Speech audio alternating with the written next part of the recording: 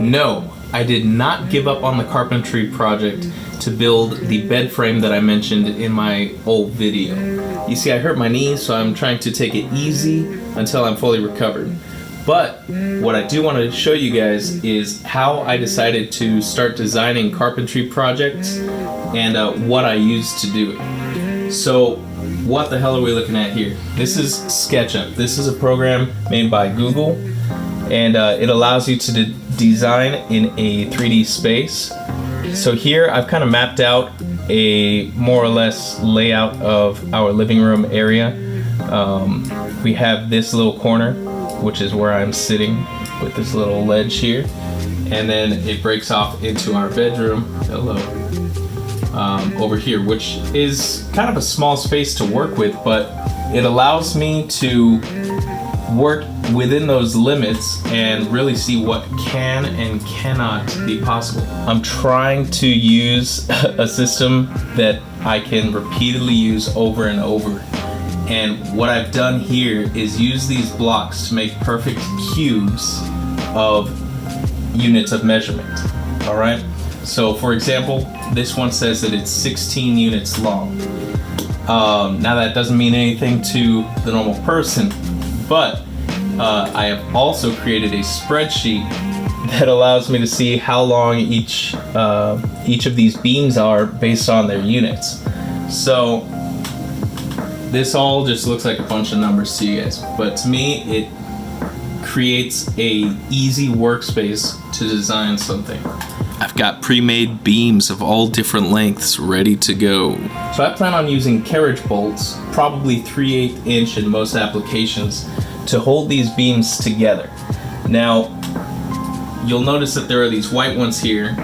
These are going to be my diagonal beams. The reason I chose to use diagonal beams in this design is to create an extremely rigid base here. If you notice, that's a trapezoidal shape there. It's going to be extremely rigid, and I'm going to get a precise measurement from this unit of this beam to this unit of this beam using this madman spreadsheet that I've made here. Look, I've got a tab for 2x2s, a separate tab for beams, and an item list for a previous project that only I could understand. And everything here is powered by math, so I only had to set up the equation one time, and the rest of the work was done for me. And while we're here, I might as well show you the original design for the sandbox that I made, and how I pulled it all apart to identify the materials and cuts that I need to make for it. Oh, how'd that get there? So I've already mapped this out. If I click on this beam and go to the info for it, I already know that I'm going to be using 5x27 units. And if I reference my table, I'm going to find 95 inches and 9/16. So let's try it ourselves. 5x27, 5x27, and there you go. That's going to be the measurement for that diagonal beam, 95 inches and 9/16.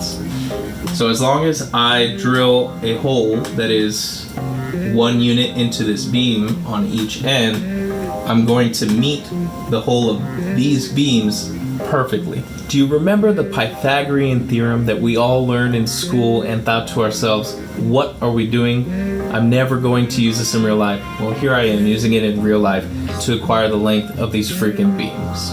I hope you're following along. If not, that's fine. The fact of the matter is, this is the design for the bed frame I plan to build.